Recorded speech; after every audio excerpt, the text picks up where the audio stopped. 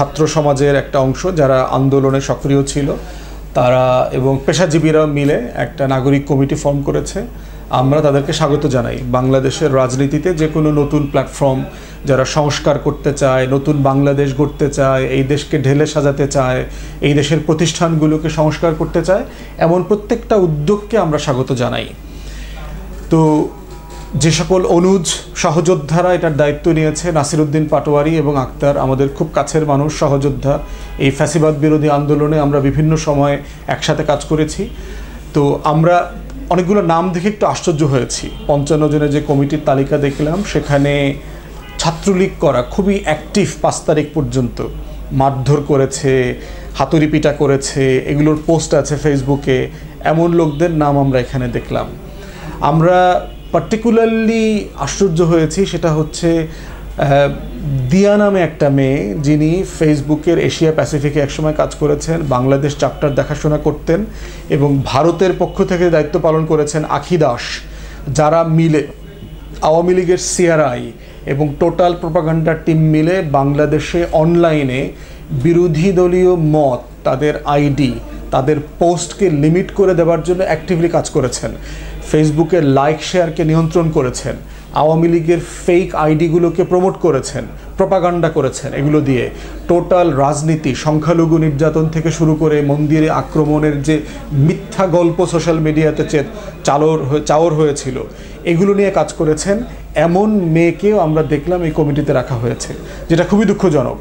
হতে পারে এটা হয়তো একটা ওভারসাইট হয়েছে, সিম্পলি অনেক ব্যস্ততার কারণে হয়তো আমাদের সহযোদ্ধারা এটা খেয়াল করতে পারে নাই। বাট আমরা এখন বলবো যে once the dust is settled, সময় নিয়ে প্রত্যেকটা মেম্বারের প্রোফাইল তৈরি করা দরকার। বিশেষ করে গত 15-16 বছরে কে কোন রোল প্লে করেছে, এটা খুবই গুরুত্বপূর্ণ।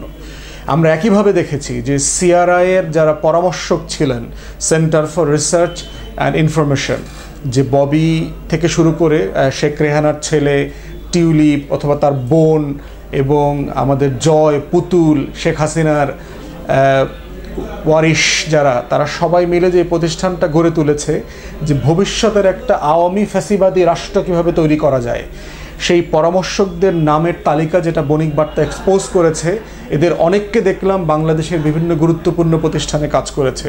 ন্যূনতম 3-4 জনকে দেখলাম ব্রাক বিশ্ববিদ্যালয়ের ফ্যাকাল্টি, যে কারণে আমরা দেখেছি ব্রাক বিশ্ববিদ্যালয়ের বিভিন্ন প্রতিবেদনে, বিভিন্ন জরিপে, বিভিন্ন সময় গত 15 বছরে ঘুরায় ফিরায়ে আওয়ামী লীগ ক্ষমতায় আসবে। নির্বাচনের আগে আমরা দেখেছি ব্রাক ইউনিভার্সিটির গভর্নেন্স ডিপার্টমেন্ট থেকে রিপোর্ট, প্রতিবেদন আসছে, সার্ভে আসছে, দেশের 70% মানুষ নাকি আওয়ামী লীগের পক্ষে ভোট দেবে। এই ধরনের মিথ্যাচারের জরিপ যারা করেছে তাদেরকে অপসারণ করা, তাদেরকে চেনা, তাদেরকে নতুন বাংলাদেশে ফ্যাসিবাদের দোসর হিসাবে পরিচয় করে দেবার একটা দায় আমাদের সবার আছে। তাই নাগরিক কমিটিকে বলবো যে যারা যেখানে যাদেরকে কমিটিতে রাখা হচ্ছে, খুবই ন্যায্যতার ভিত্তিতে, কারোর উপর জুলুম করার দরকার নাই। সে যদি এই কমিটিতে আসতে চায়, তাকে ভুল স্বীকার করতে হবে যে হ্যাঁ আমি ফ্যাসিবাদের দালাল ছিলাম, তাকে বলতে হবে জাতির কাছে আমি ক্ষমা চাই, এই জন্য আমি দুঃখিত, লজ্জিত। স্টেটমেন্ট দিয়ে জাতির কাছে ক্ষমা চেয়ে, ব্যাখ্যা বিশ্লেষণ দিয়ে তারপরে নাগরিক কমিটিতে আসবে। আদারওয়াইজ ফ্যাসিবাদের দোষর স্ট্রেট ফরওয়ার্ড কেউ এই কমিটিতে আসতে পারবে না।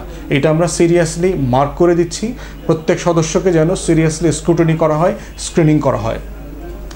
আপনারা জানেন যে গত কালকে অন্তর্বর্তীকালীন সরকারের 1 মাস পূর্তি হলো। 1 মাস পূর্তিতে আসলে মন্তব্য করবার মতো জায়গা খুব কম। আমরা যেটা মনে করি সেটা হচ্ছে যে কিছু কিছু অ্যাপয়েন্টমেন্ট ভালো অ্যাপয়েন্টমেন্ট হয়েছে, যেটাকে আমাদেরকে প্রশংসা করতে হবে। যেমন ধরেন প্রধান বিচারপতি বানানো, ইটস এ ব্রিলিয়ান্ট জাস্টিস, বাংলাদেশের ইতিহাসে perhaps the most competent supreme court জাজ এবং চিফ জাস্টিস বলতে হবে। ওনার মতো মানুষকে প্রধান বিচারপতির দায়িত্ব দেওয়া হয়েছে, আমরা এটাকে অ্যাপ্রিসিয়েট করি। ঢাকা বিশ্ববিদ্যালয়ে একজন খুবই গুণী একজন মানুষকে দায়িত্ব দেওয়া হয়েছে, মানে কম্পিটেন্ট একাডেমিক। এরকম বিভিন্ন জায়গায় আমরা দেখতে পাচ্ছি বিশ্ববিদ্যালয় থেকে শুরু করে প্রশাসনের অনেক জায়গাতে অত্যন্ত গুণীজনদেরকে দায়িত্ব দিয়ে প্রশাসন চালানোর চেষ্টা করা হচ্ছে, এটাকে আমরা অ্যাপ্রিসিয়েট করি।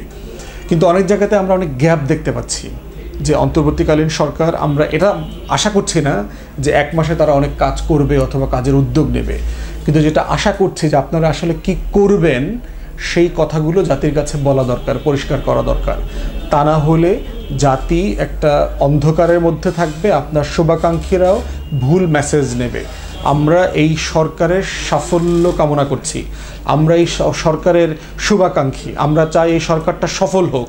একটা সুষ্ঠু নির্বাচন করবার জন্য রাষ্ট্রের যে প্রাতিষ্ঠানিক সংস্কার দরকার, যেগুলো অনেক সময় রাজনৈতিক দল করতে পারে না বিভিন্ন বাস্তবতার কারণে, আপনারা সেগুলো আন্ডারটেক করবেন এবং সফলভাবে করবেন আমরা চাই।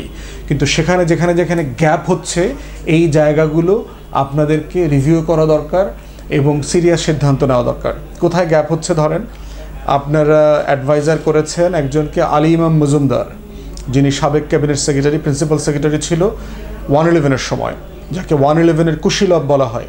দিল্লির সহায়তা এবং 111-এর গভর্নমেন্ট ফখরুদ্দিন মঈনুদ্দিন মিলে যে আওয়ামী লীগ সরকারকে পুনর্বাসন করেছে রাজনীতিতে, সেটার ক্যাবিনেট সেক্রেটারি ছিলেন। এমন একটা মানুষকে নেওয়া আপনার ঠিক হয়েছে কিনা? বয়সী মানুষ, মুরব্বী মানুষ, উনি রিসেন্ট প্রশাসনকেও চেনেন না, 15 বছর হয়ে গেছে রিটায়ার করেছেন, এবং উনি যার সাহায্যে কাজগুলো করছেন সে হচ্ছে শেখ হাসিনার দপ্তরের ডিজি হিসাবে দায়িত্ব পালন করেছে 8 থেকে 10 বছর। আহসানুল কিবরিয়া সিদ্দিকী এই নামে একজন সম্ভবত, তিনি এখনও ওইখানে রয়ে গেছেন এবং আলী ইমাম মজুমদারকে ইনপুট দিচ্ছেন। এবং আমরা খবর পাচ্ছি বিভিন্ন জায়গা থেকে রদবদল হচ্ছে, উপদেষ্টারা পর্যন্ত জানে না, উপদেষ্টার নিজে জানেন না যে তার সচিব বদল হয়ে গেছে, তার পিএস পরিবর্তন হয়ে যাচ্ছে। কিভাবে হচ্ছে এটা? অতএব এই যে ভুল সিদ্ধান্তগুলো নেওয়া হচ্ছে, আমরা মনে করি রং জাজমেন্ট নেওয়া হয়েছে। আলী ইমাম মজুমদার 111-এর কুশীলব দেখে 6 জন এডিশনাল সেক্রেটারিকে সচিব করে বিভিন্ন মন্ত্রণালয়ের সচিব করেছেন। ওনারা সবাই বুড়া মানুষ, 70+, 74-5 বয়স হয়ে গেছে। প্লাস হচ্ছে ওনারা এই সময়ের দায়িত্ব পালন করতে অক্ষম বলে আমরা মনে করি। এই বাস্তবতায় আলী ইমাম মজুমদার আসলে উপদেষ্টার পদমর্যাদায় শেখ হাসিনার ইমাম তৌফিক ইমাম যে দায়িত্ব পালন করেছে স্থানীয় প্রশাসনকে দেখভাল করবার জন্য, সচিবালয় দেখভাল করবার জন্য, এবং দেশকে ডুবিয়েছে, ঠিক একইভাবে আমরা ধারণা করছি এই আহসানুল কিবরিয়া সিদ্দিকী যে আছে সে এবং আলী ইমাম মজুমদার মিলে টোটাল সিচুয়েশনকে ডার্কে রাখছে, প্রশাসনকে চিফ অ্যাডভাইজারের অফিস থেকে ডিসকানেক্ট করে ফেলেছে, আলাদা করে ফেলেছে। এবং একইভাবে আমরা দেখতে পাচ্ছি যে সেনা বাহিনী থেকে শুরু করে সশস্ত্র বাহিনীর যে ইনভলভমেন্টটা প্রশাসনে থাকা দরকার ছিল, পরামর্শ আলাপ করে কাজ করা, সেখানে একটা গ্যাপ পরিলক্ষিত হচ্ছে। তো এই জায়গাটা আমরা মনে করছি 1 মাস পরে আমাদেরকে সিরিয়াসলি রিভিউ করা দরকার যে আপনি এই মানুষগুলোকে এখানে রাখবেন কিনা, তাদেরকে ডিসাইসিভলি চেঞ্জ করে যারা একটা নতুন বাংলাদেশ গড়তে চায় এমন সচিব এখানে আছে, এমন যোগ্য মানুষরা সচিবালয়ে আছেন, তাদেরকে বেছে নিয়ে আপনারা দায়িত্ব দেন। পুরাতন আমলের কুশীলব যারা ঘুরায় ফিরায় আওয়ামী লীগের আমলের বেনিফিশিয়ারি, যারা দিল্লির দালালি করেছে, আওয়ামী লীগকে ক্ষমতায় বসিয়েছে, এমন মানুষগুলো আপনার চারপাশে থাকাটা বাঞ্ছনীয় না। তাতে আপনি মিসগাইডেড হবেন, আপনাকে ভুল তথ্য দেওয়া হবে, আপনাকে পুরো জাতির সচিবালয়, সেনা সশস্ত্র বাহিনী এবং জনগণ থেকে আপনাকে ডিসকানেক্ট করে দেওয়া হবে। এই জায়গাটা একটা বড় জায়গা বলে আমরা মনে করি। বাট তার থেকে গুরুত্বপূর্ণ হচ্ছে আমরা একটা আউটলুক চাই, আপনারা আসলে কি করতে চান সেটা আমরা জানতে চাই। এই ভিশনটা জাতির কাছে পরিষ্কার করেন। আমরা চাই না আপনি কালকে করবেন, পরশু করবেন, 3 মাস পরে করবেন, কিন্তু কে করবেন সেটা আমাদেরকে জানান। জাতির কাছে এটা পরিষ্কার হলে আপনাদের স্বচ্ছতা, জবাবদিহিতা যেমন থাকবে, ঠিক আমাদের জনগণের পক্ষ থেকে আস্থাটাও থাকবে বলে আমরা মনে করি।